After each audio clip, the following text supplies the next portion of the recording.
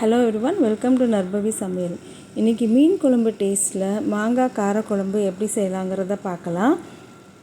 இது சாப்பிடும்போது நிஜமாலுமே மீன் குழம்பு சாப்பிட்ட மாதிரியே ஒரு ஃபீல் இருந்தது. இது எப்படி செய்யலாங்கிறத பார்க்கலாம். அதுக்கு ஒரு மாங்காயை நீட்டமாக மெலிசாக கட் பண்ணி வச்சுக்கோங்க. ஒரு 10 to 15 சின்ன வெங்காயம் சின்னதாக கட் பண்ணி வச்சுக்கோங்க. ஒரு கொத்து கருவேப்பிலை, 3 மீடியம் சைஸ் தக்காளி, ஒரு லெமன் சைஸ் புளியை தண்ணியில் ஊற வச்சுக்கோங்க. 8 பல் பூண்டு, 1 டீஸ்பூன் வெந்தயம், 1 டீஸ்பூன் சீரகம், இது ரெண்டுத்தையும் ட்ரை ரோஸ்ட் பண்ணி பவுட்ரு பண்ணி தனியாக எடுத்து வச்சுக்கோங்க.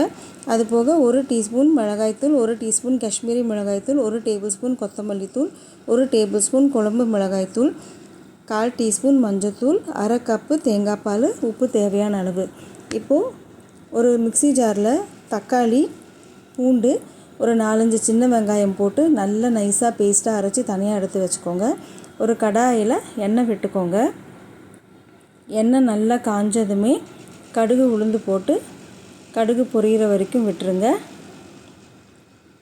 கடுகு நல்லா பொரிஞ்சதுமே கொஞ்சமாக கருவேப்பிலை போட்டு வதக்கிக்கணும். இதுக்கப்புறமா கட் பண்ணி வச்சுருந்த சின்ன வெங்காயத்தை போட்டு நல்லா கிளறி விட்டுக்கோங்க. இந்த சின்ன வெங்காயம் நல்லா ஒரு கண்ணாடி பதம் வர வரைக்கும் நல்லா வதக்கிக்கணும். இப்போது இதுக்கு தேவையான அளவு இந்த மஞ்சத்தூள், மிளகாய்த்தூள், கொத்தமல்லி தூள், காஷ்மீரி மிளகாய்த்தூள் எல்லாம் போட்டு நல்லா கிளறி விட்டுக்கணும்.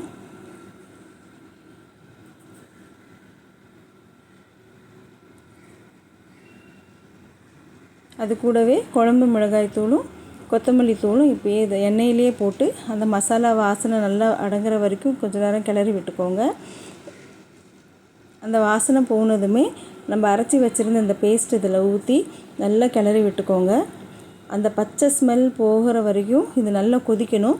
அதே மாதிரி சைடில் நல்லா எண்ணெயெல்லாம் பிரிஞ்சு வரும். அந்த அளவுக்கு நம்ம இதை கொதிக்க விடணும். இப்போ இந்த குழம்புக்கு தேவையான அளவு உப்பு போட்டுக்கலாம். போட்டுட்டு நம்ம கட் பண்ணி வச்சுருந்த மாங்காய் இதில் போட்டு நல்லா கிளறிக்கணும். அந்த மசாலா அந்த மாங்காயில் கொஞ்சம் கோட் ஆகட்டும். ஒரு 2 நிமிஷம் நல்லா கிளறி விட்டுக்கோங்க. கிளறி விட்டதுக்கப்புறமும் நம்ம கரைச்சி வச்சுருந்த புளி தண்ணி இதில் ஊற்றிக்கணும். ஊற்றிட்டு நல்லா ஒரு தடவை மிக்ஸ் பண்ணிக்கோங்க. இப்போ எதுவுமே நல்லா கொதித்து சைடில் எண்ணெய் பிரிஞ்சு வரும். அந்த ஸ்டேஜில் நம்ம 1 கிளாஸ் இல்லைன்னா 1.5 கிளாஸ் தண்ணி விட்டுக்கணும். தண்ணி விட்டு இது நல்லா கொதிக்கணும். இது கொதிக்கும் போதே மாங்காய் உங்களுக்கு நல்லா வெந்துடும். உங்களுக்கு இந்த ஸ்டேஜ்லேயே உங்களுக்கு நல்ல வாசனையாக இருக்கும் குழம்பு. இந்த ஸ்டேஜில் நீங்கள் உப்பு காரம்லாம் செக் பண்ணிக்கோங்க. எனக்கு உப்பு பத்தலை, அதனால் கொஞ்சம் உப்பு நான் ஆட் பண்ணிக்கிட்டேன். இது நல்லா கொதித்ததுமே நம்ம எடுத்து வச்சுருந்த தேங்காய் பால் இதில் ஊற்றிக்கணும். ஊற்றிட்டு ஒரு 2 நிமிஷம் நம்ம கொதிக்க விட்டுறணும். இந்த ரெசிபி ஆக்சுவலாக நான் ஒரு ஹோட்டலில் மீல்ஸ் வாங்கியிருந்தப்போ எனக்கு ஒரு காரக்குழம்பு கொடுத்துருந்தாங்க. அது சாப்பிடும்போது இது மீன் குழம்பு மாதிரி இருக்குதுன்னு நான் உண்மையிலே யோசித்து பார்த்தேன் நான். பட் ஆனால் அதில் ஒரு மாங்காய் பீஸ் இருக்கும்போது தான் அவங்க மாங்காய் போட்டு காரக்குழம்பு மீன் குழம்பு மாதிரியே செஞ்சுருந்தாங்க. ஸோ அதையே நம்ம ட்ரை பண்ணி பார்க்கலான்னு ட்ரை பண்ணுற ஒரு ரெசிபி தான் இது. செஞ்சு பார்த்தா சூப்பராக இருந்தது. இதை நீங்கள் சாதத்து கூட இட்லி கூட வச்சு சாப்பிட்டிங்கன்னா செம்மையாக இருக்கும். வேறு லெவலில் இருந்தது. ட்ரை பண்ணி பாருங்கள். இந்த வீடியோ உங்களுக்கு பிடிச்சிருந்ததுன்னா லைக் பண்ணுங்கள், சப்ஸ்கிரைப் பண்ணுங்கள், ஷேர் பண்ணுங்கள். அன்போடு சமைங்க, ஆரோக்கியமாக சாப்பிடுங்க. நன்றி.